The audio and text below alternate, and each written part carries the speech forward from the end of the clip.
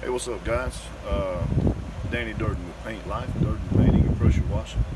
I'm going to do an instructional video today on how to caulk a crack. A lot of time over time when a house has been painted, the caulk will settle and it'll begin to separate.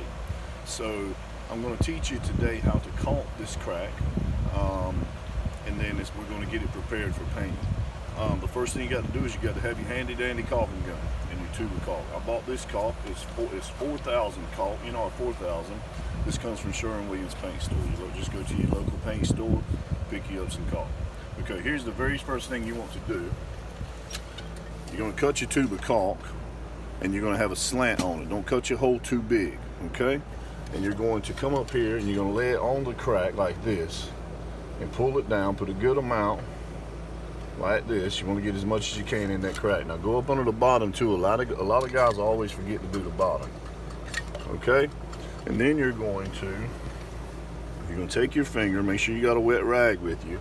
You'll take your finger and you'll begin to smear that down into that crack like so. Okay.